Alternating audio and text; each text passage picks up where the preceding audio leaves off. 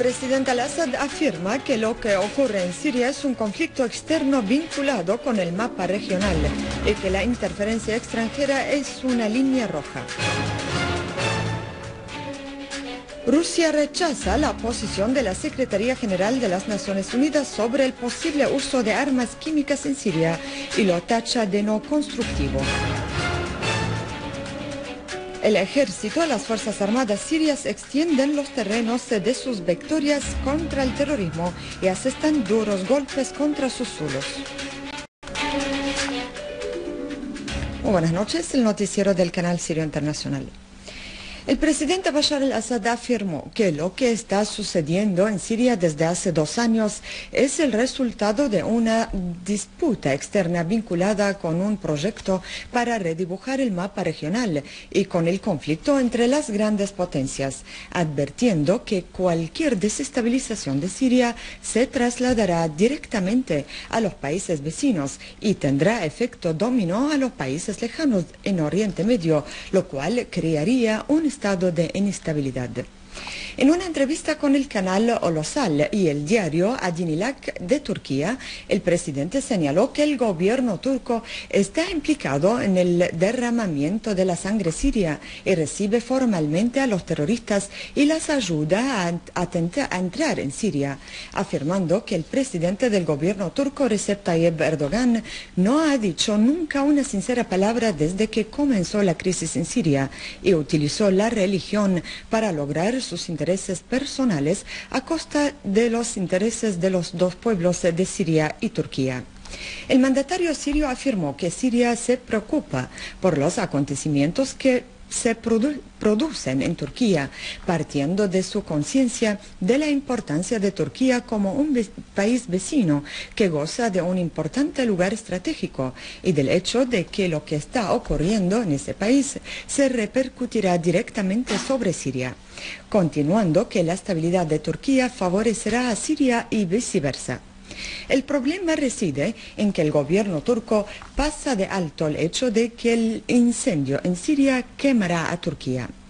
El presidente al-Assad destacó que el futuro de Siria es su destino y el mecanismo de seleccionar la dirección política es una decisión siria interna que se toma por el pueblo sirio y ningún país del mundo tiene nada que ver con eso, señalando que la línea roja que pone Siria para el diálogo es la injerencia extranjera y que cualquier diálogo debe ser puramente sirio y no está permitida la intervención extranjera en ese diálogo. Y con excepción a lo anterior, no hay líneas rojas y un ciudadano sirio puede discutir todo lo que quiera, pues esa patria es para todos los sirios y pueden hacer lo que quieran. En respuesta a una pregunta sobre la concesión de la Liga Árabe del asiento de la República Árabe Siria a la oposición, el presidente al-Assad afirmó que la Liga Árabe en sí misma necesita legitimidad y es una institución que representa a países y no a los pueblos. Por lo tanto, no da ni retira legitimidad, porque la verdadera legitimidad viene del pueblo sirio y todas esas actuaciones teatrales no tienen ningún valor para nosotros.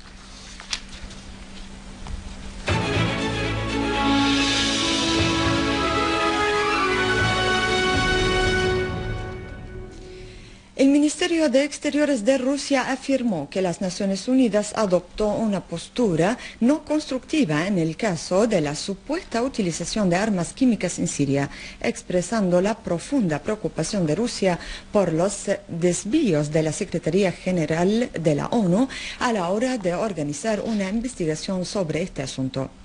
Cancillería rusa criticó este sábado que la Secretaría General de la ONU, y por influencia de presiones ejercidas por algunos países, ha adoptado una postura no constructiva e instable, así como ha fracasado prácticamente en investigar en determinadas informaciones sobre una posible utilización de las armas químicas en la fecha del 19 de marzo en Siria. Asimismo, aclaró que la Secretaría General de la ONU planteó peticiones que se salen del marco de la investigación en el incidente de Han al-Assal, tales como permitir a los expertos acceder sin restricciones a zonas en Siria o a personas cuya interrogación resulta importante por estos expertos, así como utilizar la aviación y medios de transporte flotante en el desplazamiento de los expertos.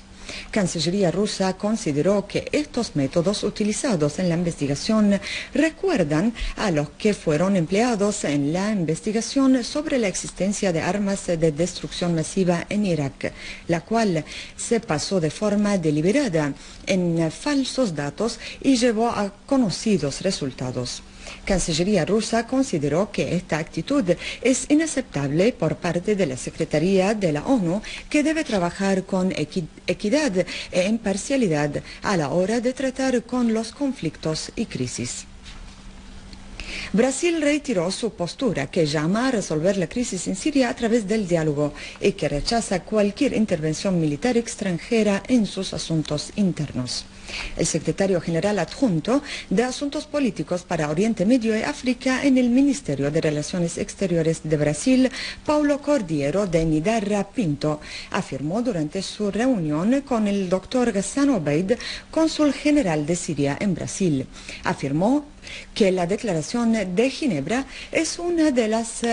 premisas más básicas para la resolución de la crisis en Siria, y añadió: la posición de Brasil es consistente con las posiciones de los países del Grupo BRICS, refiriéndose en este respecto a lo acordado por la presidenta de Brasil, Dilma Rousseff, con sus contrapartes de Rusia, India, China y África del Sur, de que la solución en Siria se puede lograr únicamente mediante el diálogo.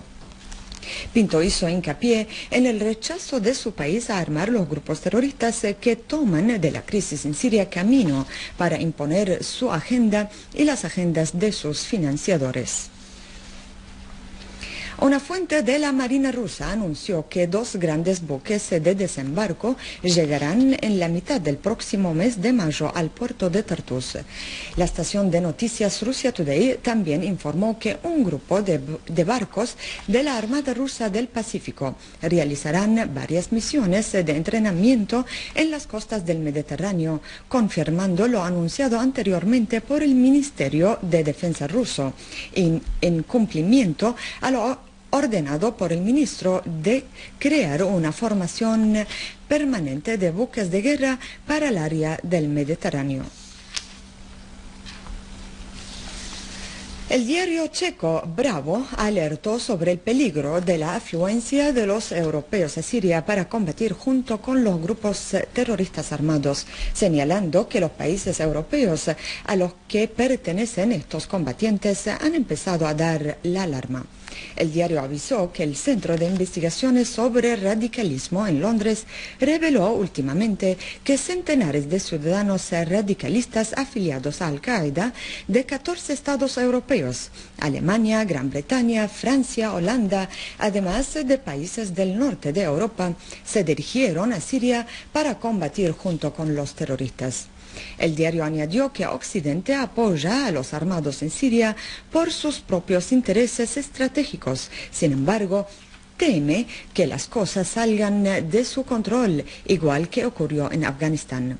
Asimismo, apuntó que la Oficina de Lucha contra el Terrorismo en Holanda divulgó que centenares de holandeses, particularmente los marroquíes que llevan la nacionalidad holandesa, partieron rumbo a Siria para combatir allí.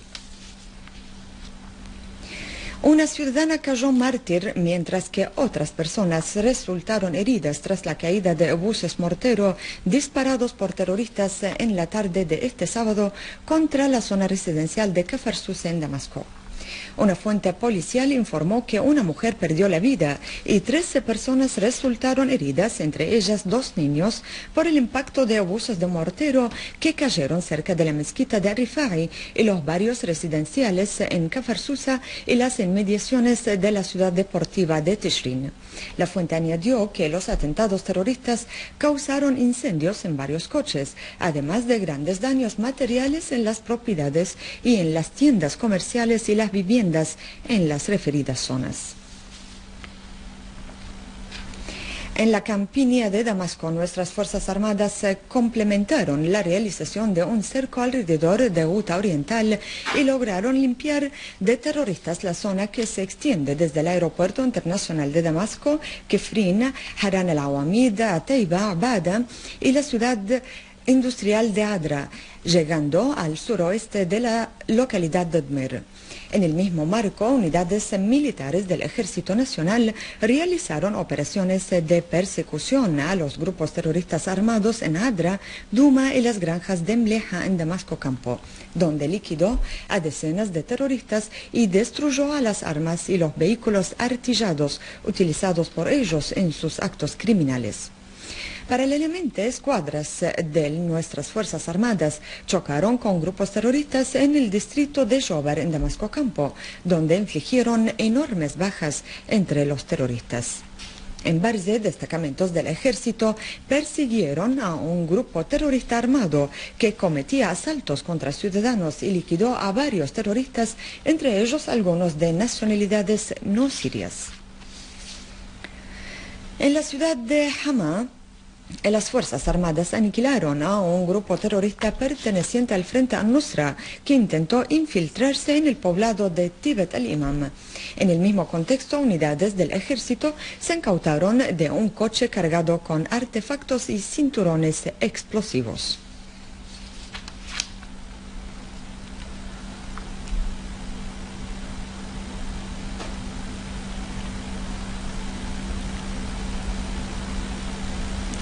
En Hama, una unidad de nuestras Fuerzas Armadas llevó a cabo una operación en la que destruyó a un vehículo equipado con ametralladora pesada y eliminó a un número de terroristas en la carretera entre las ciudades de Al-Hula y Akrab, en el campo de Hama, así como destruyó un convoy de vehículos con las armas, municiones y terroristas que estaban adentro.